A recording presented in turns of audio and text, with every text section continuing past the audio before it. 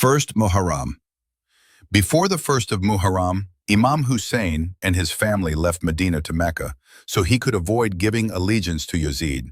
Also, when he was heading to Mecca, people were performing the Hajj pilgrimage at that time, which was an opportunity to gain and gather more support against Yazid. Once he reached Mecca, he received thousands of letters from Kufa that they want Imam Hussain to be their leader, and they would go to support him. Imam Hussain would accept it, but however he couldn't accept it blindly, so he sent his cousin, Muslim ibn Aqil, to go to Kufa and to get the first-hand information about the situation in Iraq.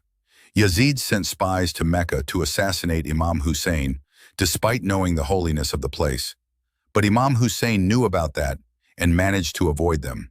Imam Hussain received letters from Muslim ibn Aqil that more than 18,000 people will support him, and it's safe to go to Kufa. So Imam Hussain decided to travel to Kufa with his family and address the people.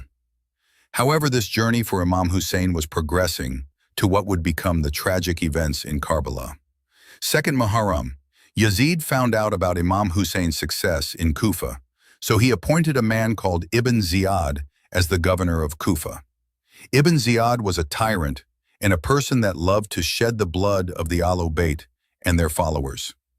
When Imam Hussain got closer to the destination of Kufa, he received shocking news in his caravan.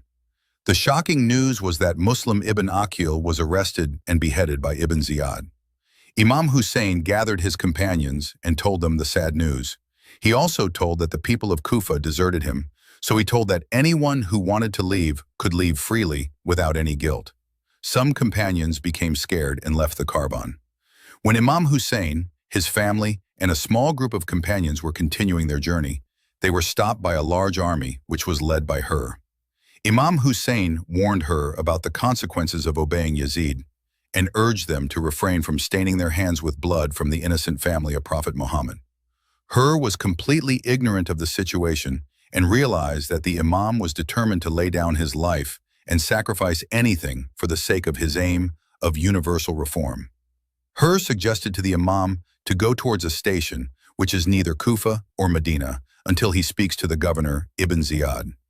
They went to a journey until they reached a place called Karbala.